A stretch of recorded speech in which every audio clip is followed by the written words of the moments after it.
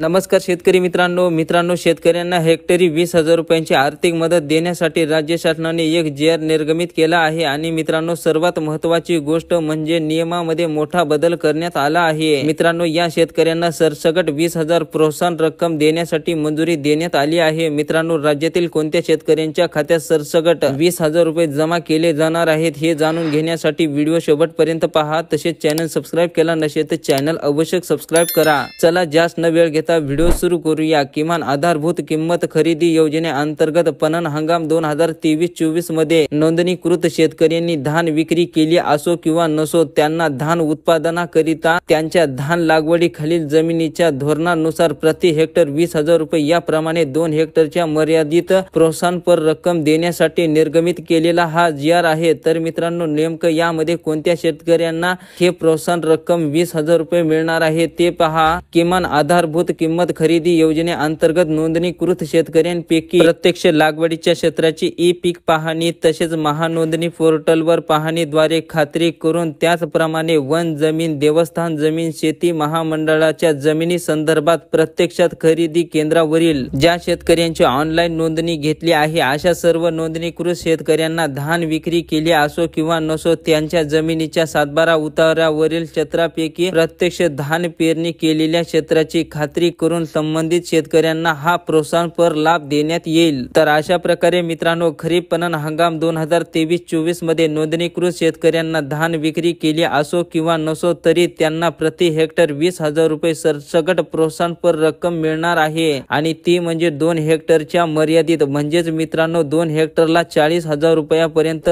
रक्कम मिळणार आहे। मित्रांनो व्हिडिओला लाईक करा आणि चॅनलला सबस्क्राइब केलं नसेल तर चॅनलला अवश्य सबस्क्राइब करा। धन्यवाद।